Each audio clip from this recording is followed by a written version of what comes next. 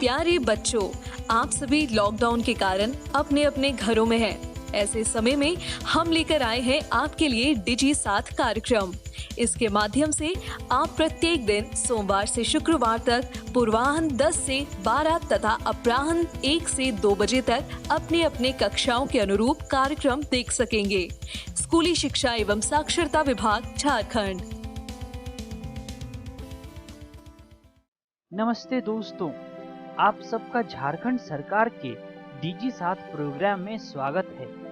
आइए देखते हैं कि आज हम क्या पढ़ेंगे। हम एपिसोड की शुरुआत कक्षा 12 के मैथ्स के चैप्टर सांतत्य तथा अवकलनीयता के 5वें भाग से करेंगे और उसके बाद उस पर आधारित हम प्रश्नों को भी करेंगे।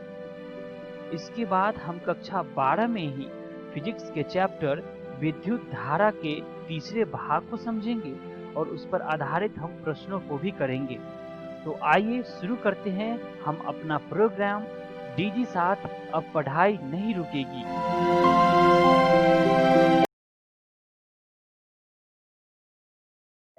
नमस्कार दोस्तों, आज के इस वीडियो में आपका स्वागत है। आज हम पढ़ेंगे पाठ सांतत्य तथा अवकलनीयता का भाग 5।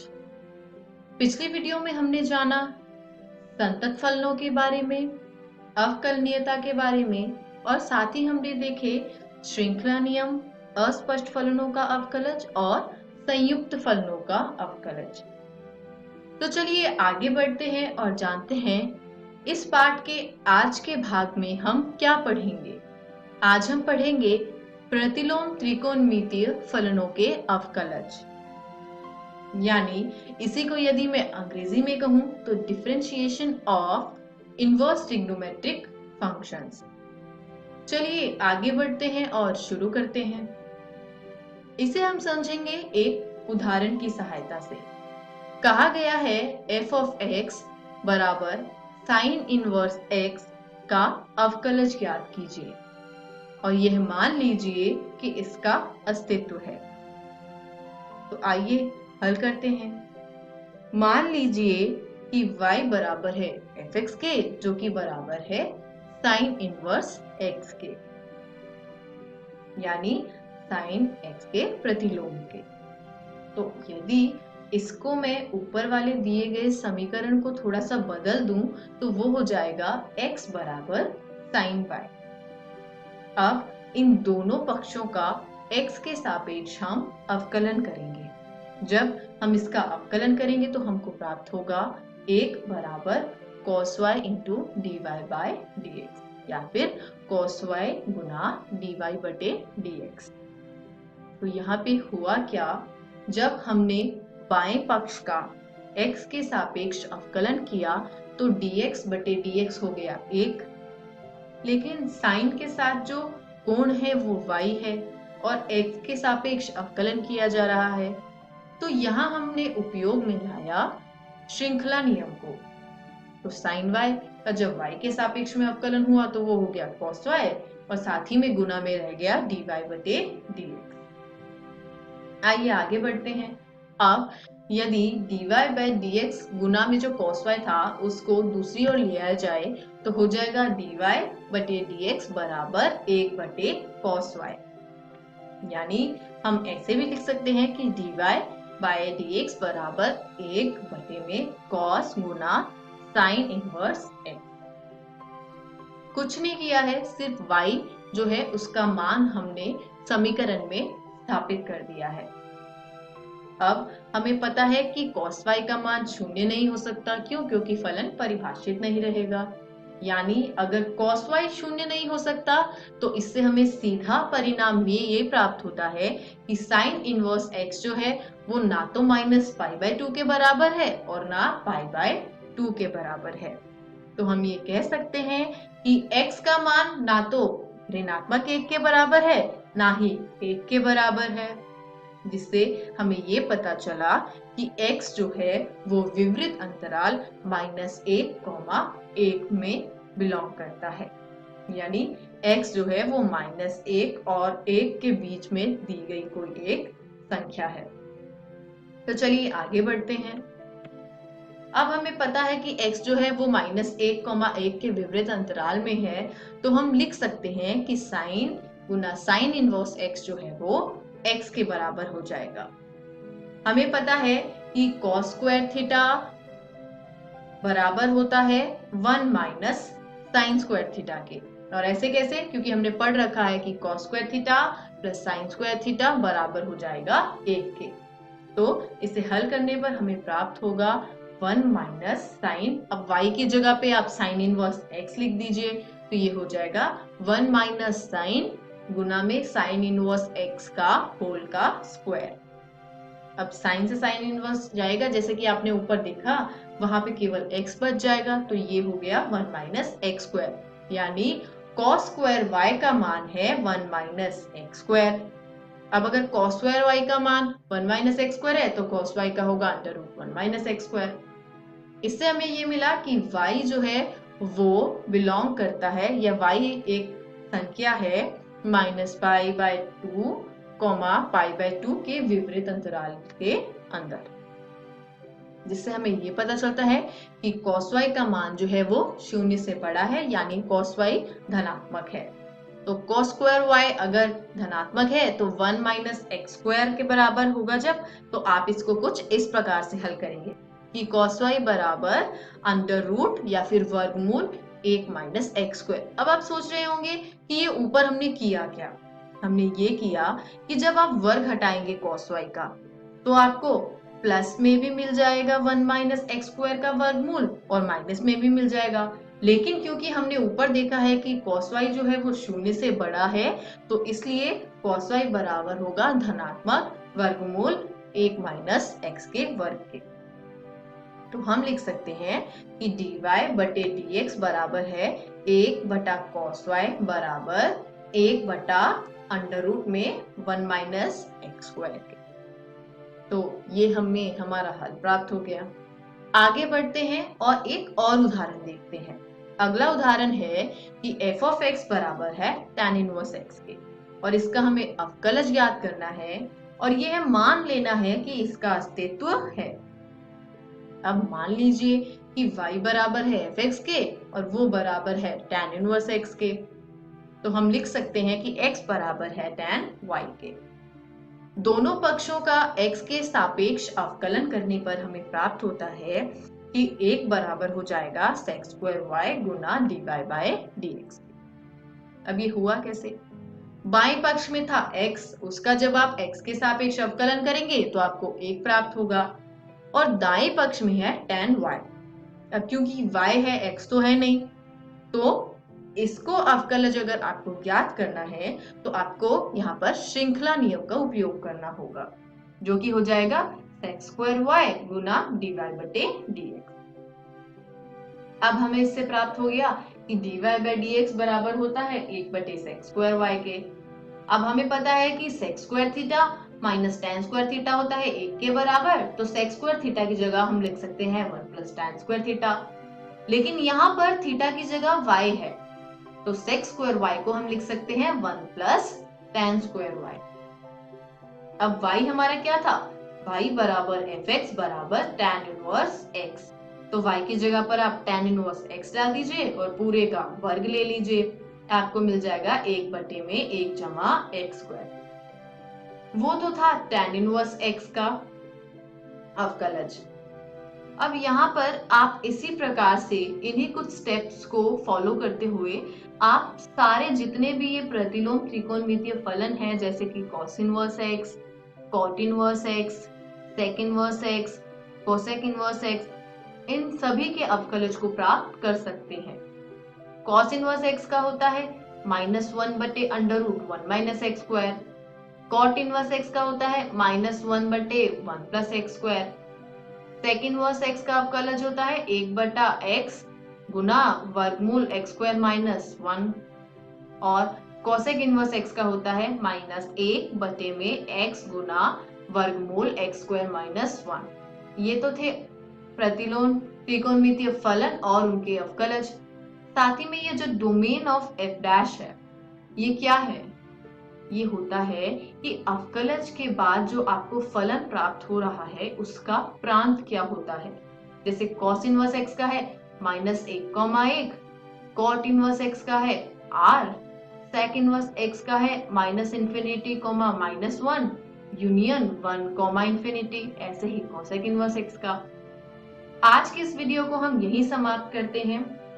आशा करती हूँ आज का अध्याय आपको समझ आया होगा।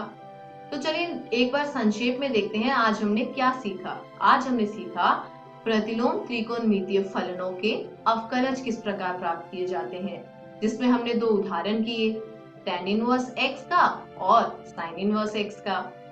तो चलिए आगे बढ़ते हैं और देखते हैं अगली वीडियो में हम क्या पढ़ेंगे। अगली वीडियो में हम जानेंगे चरघातांकी एवं लघुगणकीय फलनों के बारे में। अब घर जाइए, प्रश्नावली 5.2 में जितने भी प्रश्न दिए गए हैं आप सबको हल कर सकते हैं। निरंतर अभ्यास करते रहिए। किसी भी प्रकार की संधि एवं सहायता के लिए हम हमेशा उपलब्ध हैं। धन्यवाद।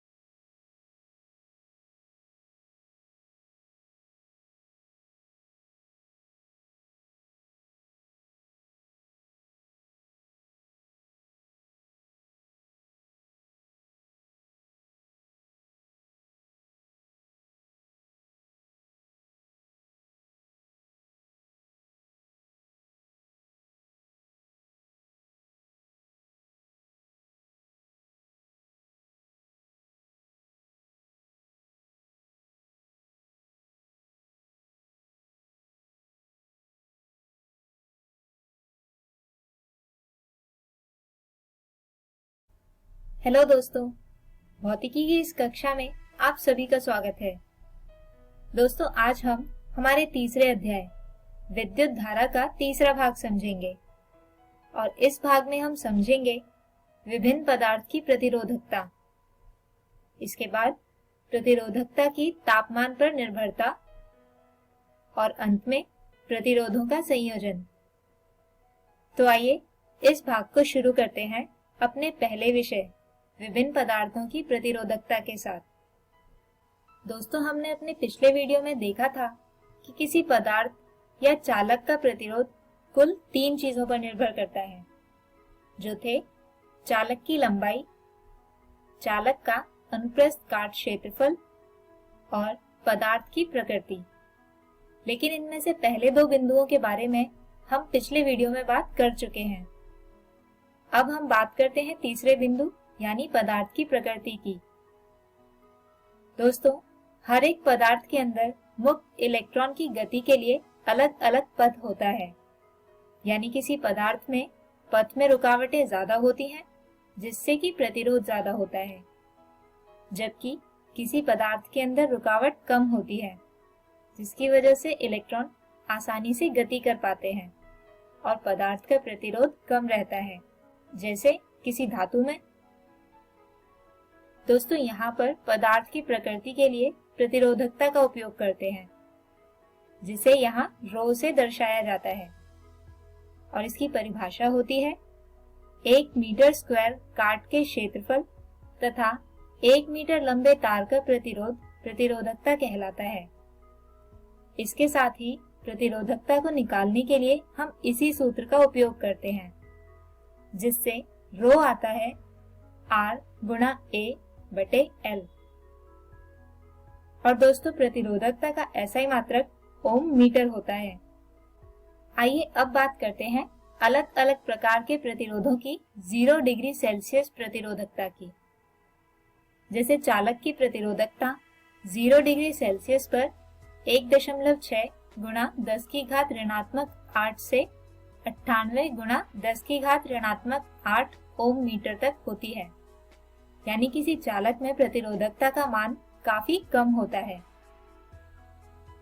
जबकि मिश्र धातु में ये मान 48 गुणा 10 की घात ऋणात्मक 8 से 100 गुणा 10 की घात ऋणात्मक 8 तक होता है, यानी लगभग चालक की ही कोटि का। और ऐसा इसलिए होता है क्योंकि मिश्र धातु दो धातु जो कि चालक होती हैं उन्हीं से मिलकर बना होता है। इसके अलावा अर्धचालक में प्रतिरोधकता का मान चालक से ज्यादा यानी 3.5 गुणा 10 की घात ऋणात्मक 5 से 2.3 गुणा 10 की घात 3 तक होता है। और दोस्तों यही कारण है कि एक शुद्ध अर्धचालक जैसे कि सिलिकॉन में विद्युत धारा आसानी से प्रवाहित नहीं होती, और अंत में कुचालक जिनमें से विद्युत धारा प्रवाहित होती ही नहीं है, और वो इसलिए क्योंकि इनकी प्रतिरोधकता अत्यधिक होती है, यानी 2.5 गुणा 10 की घात 5 से 10 की घात 16 तक। पदार्थ की प्रकृति के साथ साथ प्रतिरोधकता पदार्थ के ताप पर भी निर्भर करती है, जिसे इस समीकरण से दर्शाया जा सकता है। दोस्तों इस समीकरण के अनुसार किसी ताप T पर प्रतिरोधकता रो T बराबर होती है रो नॉट ब्रैकेट 1 जमा अल्फा ब्रैकेट T घटा T नॉट के। यहाँ पर रो T ताप पर पदार्थ की प्रतिरोधकता है, जबकि रो नॉट 0 डिग्री सेल्सियस पर पदार्थ की प्रतिरोधकता है। दोस्तों अल्फा को कहा जाता है प्रतिरोध का तापमान गुणांक, और T होता है वह तापमान जिस पर प्रतिरोधकता को मापना है, और अंत में T नॉट 0 डिग्री सेल्सियस होता है। इसके अलावा विश्रांति काल टाउ के संदर्भ में पदार्थ की प्रतिरोधकता को लिखा जाता है रो बराबर m बटे n e की घात 2 टाउ। तो दोस्तों अगर हम ऊपर वाली समीकरण से 3 अलग अलग पदार्थ जैसे कि सोना, तांबा और चांदी के लिए ग्राफ बनाएं तो वो कुछ इस तरह से आएंगे। दोस्तों ये तीनों ही धातु यानी चालक हैं, हाँ बस इनकी प्रतिरोधकता अलग अलग होती है। जैसे कि सबसे कम प्रतिरोधकता है Ag यानी चांदी की, जबकि सबसे ज्यादा प्रतिरोधकता है सोने की। अब अगर हम 3 अलग अलग प्रकार के पदार्थ यानी चालक, अर्धचालक और कुचालक के लिए ग्राफ बनाएं तो वो कुछ इस तरह से होंगे। जैसे कि सबसे पहले किसी चालक के ग्राफ की प्रकृति अगर हम देखें तो वह कुछ इस तरह से होगी। अब अगर मिश्र धातु के लिए देखें तो मिश्र धातु के लिए ग्राफ की प्रकृति रेखीय होगी, कुछ इस तरह से। और अंत में अर्धचालक की अगर बात करें तो अर्धचालक के लिए ग्राफ कुछ इस तरह की प्रकृति का होगा, यानी जैसे जैसे ताप का मान बढ़ेगा वैसे वैसे पदार्थ की प्रतिरोधकता घटती जाएगी। आइए अब बात करते हैं प्रतिरोधों के संयोजन की। दोस्तों किसी परिपथ में किन्हीं 2 या 2 से अधिक प्रतिरोधों को मुख्यतः 2 तरह से जोड़ा जाता है। पहला संयोजन कहा जाता है श्रेणी क्रम संयोजन, जबकि दूसरा संयोजन कहलाता है समांतर क्रम या पार्श्व क्रम संयोजन। तो आइए अब सबसे पहले समझते हैं श्रेणी क्रम संयोजन को। दोस्तों इस तरह के संयोजन में प्रतिरोध एक दूसरे से एक के बाद एक सिरे से जुड़े होते हैं।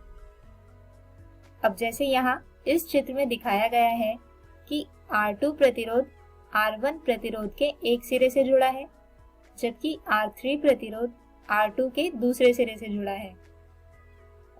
अब मान लीजिए कि इस पूरे परिपथ में बैटरी I धारा प्रवाहित करती है, तो इन तीनों ही प्रतिरोधों में से प्रवाहित होने वाली धारा समान यानी I ही होगी। यानी सभी प्रतिरोधों के माध्यम से प्रवाहित होने वाली विद्युत धारा समान होती है। इसके साथ साथ परिपथ का कुल प्रतिरोध सेल के आंतरिक प्रतिरोध सहित व्यक्तिगत प्रतिरोधों के योग के बराबर होता है। और अंत में किसी भी प्रतिरोधक में विभवांतर इसके प्रतिरोध के समानुपाती होता है। अब दोस्तों, यहाँ पर इस पूरे परिपथ के लिए अगर हम देखें तो कुल प्रतिरोध RS होगा R1 जमा R2 जमा R3। तो अब बारी आती है दूसरे संयोजन यानी समांतर क्रम संयोजन की। इस तरह की संयोजन में सभी प्रतिरोधों के टर्मिनल एक दूसरे से किसी समान बिंदु पर जुड़े होते हैं। अब जैसे यहाँ इस चित्र में आप देख सकते हैं कि तीनों प्रतिरोध R1, R2 और R3 के टर्मिनल एक दूसरे से एक ही बिंदु पर जुड़े हुए हैं। अब अगर इस प्रतिरोध में बैटरी कुल विद्युत धारा I प्रवाहित करती है तो ये धारा इस उभयनिष्ठ बिंदु पर आकर विभाजित हो जाती है और तीनों प्रतिरोधों से धारा I1, I2 और I3 प्रवाहित होने लगती है। इसके साथ साथ सभी प्रतिरोधों में विभवांतर समान रहता है और इसका मान बैटरी के विभवांतर के बराबर ही होता है। इसके अलावा पार्श्वक्रम संयोजन के माध्यम से प्रवाहित होने वाली कुल धारा विभिन्न प्रतिरोधों के माध्यम से प्रवाहित व्यक्तिगत धाराओं के योग के बराबर होती है। और अंत में किसी भी प्रतिरोधक के माध्यम से धारा इसके प्रतिरोध के व्युत्क्रमानुपाती होती है। इसके अलावा किसी समांतर क्रम संयोजन के लिए परिपथ का कुल प्रतिरोध कुछ इस तरह से प्राप्त किया जा सकता है, यानी 1/Rp बराबर 1/R1 जमा 1/R2 जमा 1/R3। आइए अब इन्हीं विषयों पर आधारित एक उदाहरण समझते हैं। प्रश्न है, 3 प्रतिरोधों का एक समांतर क्रम संयोजन 20 वोल्ट की बैटरी से 5 एम्पीयर की विद्युत धारा लेता है। यदि 2 प्रतिरोधक 10 ओम और 8 ओम के हैं तो तीसरे का मान ज्ञात कीजिए। तो दोस्तों, जैसा कि हमें प्रश्न में दिया गया है कि परिपथ में प्रतिरोध समांतर क्रम में है, जिसमें V बराबर है 20 वोल्ट के, I बराबर है 5 एम्पीयर और R1 है 10 ओम तथा R2 है 8 ओम और R3 जो हमें निकालना है उसे हम मान लेते हैं कि वह है R।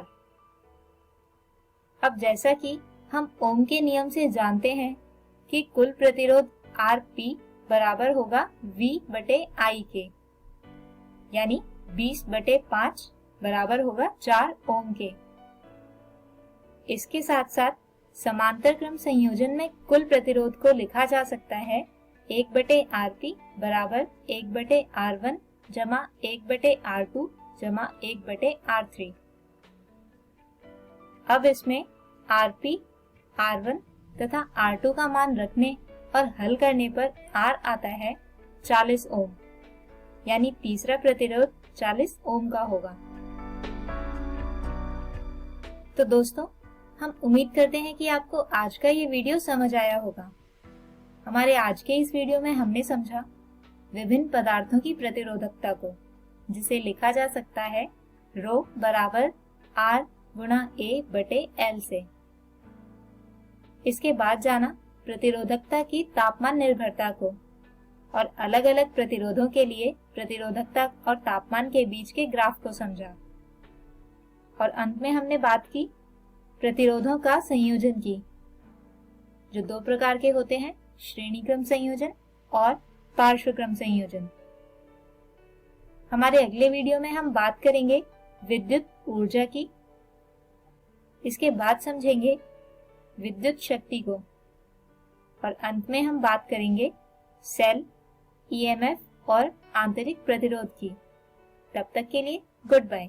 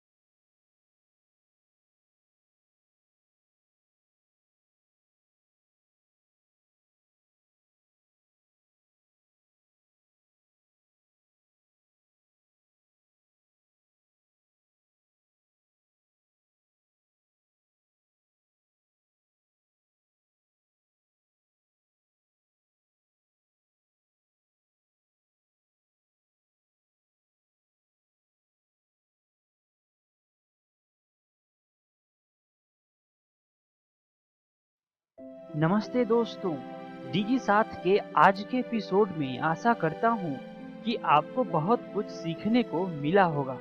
आइए देखते हैं कि आज हमने क्या क्या पढ़ा।